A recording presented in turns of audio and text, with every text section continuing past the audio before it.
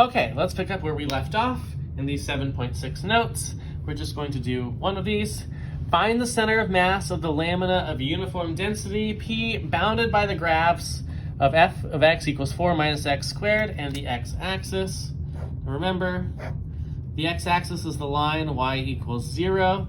So we have 4 minus x squared, which is a downward-facing parabola, shifted up 4, and we have y equals 0, so it's this thing. Now we might be able to look at this and recognize where the center should be as an x value because it's symmetric about the y-axis, so we're expecting that to be 0, but we may not know where the center is from a y value perspective. Either way, the first thing that I think we should do is find the area. That is our mass, which equals the density. We need to find these points where these intersect. So when is 4 minus x squared equal to 0? When x squared equals 4, which means x is plus or minus 2. Now we know when we're calculating the area here, that means the integral from -2 to 2 of f of x, 4 minus x squared, minus g of x, which is 0 dx.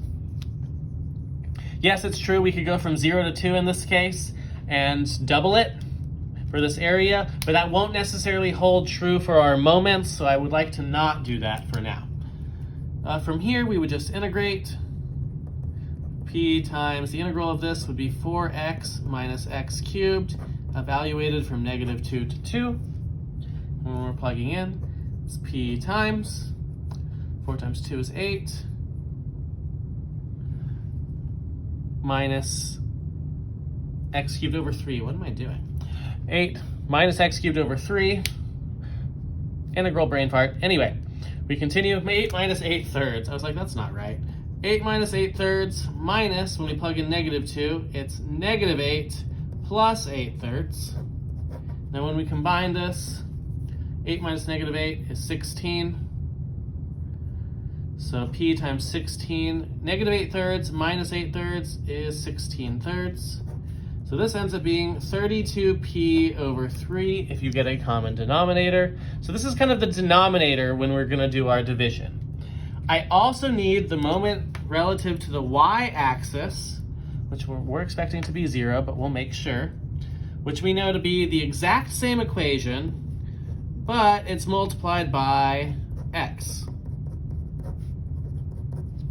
So x times 4 minus x squared, which we would distribute before we integrate, 4x minus x cubed.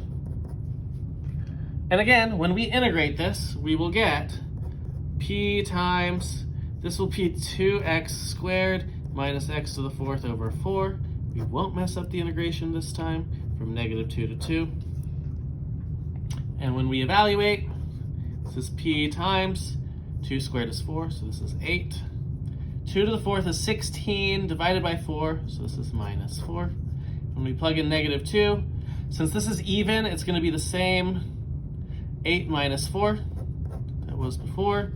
This is p times 4 minus 4, which is 0. So that's good news because that means our numerator is 0, which is what we were expecting, so that when I divide it by the mass, that will be okay. The slightly more annoying one to calculate is the moment about the x-axis, which is p times the integral from -2 to 2. I don't just need this function, which is our area, it's times the average of the two functions. Luckily for us, I picked one where one of the functions is 0, so we'll have 4 minus x squared plus 0 divided by 2 times that 4 minus x squared dx. And we bring the 1/2 out. So the moment relative to x is now 1/2 p times the integral from -2 to 2. 4 minus x squared plus 0 is still 4 minus x squared. So I'm going to have a 4 minus x squared times another 4 minus x squared, which is 4 minus x squared squared. And if we use the distributive property or square this, that should be x to the 4th minus 8x squared plus 16 dx, which allows us to integrate. We have 1/2 p this integral will be 1/5 x to the 5th minus 8/3 x cubed plus 16x evaluated from -2 to 2.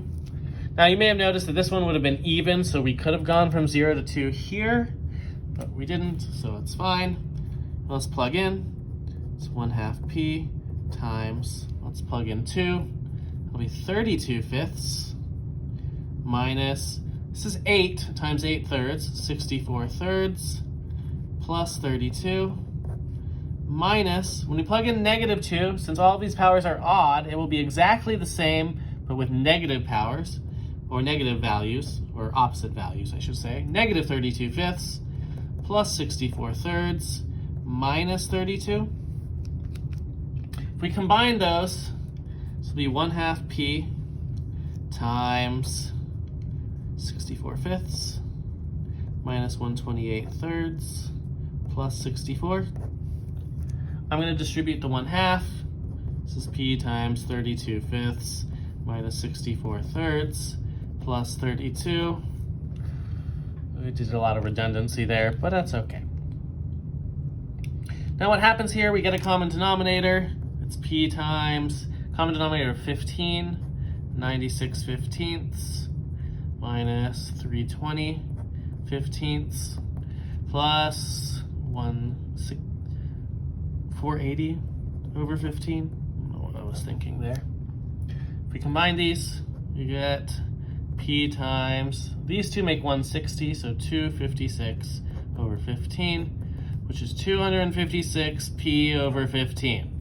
Now you're probably like, finally, this is done, except it's not. This is just the moment relative to the x-axis, whereas this was the moment relative to the y-axis. To find my center of mass, my x-bar is the moment relative to the y-axis divided by m, which in this case is 0 divided by that 32/3 p, which is 0.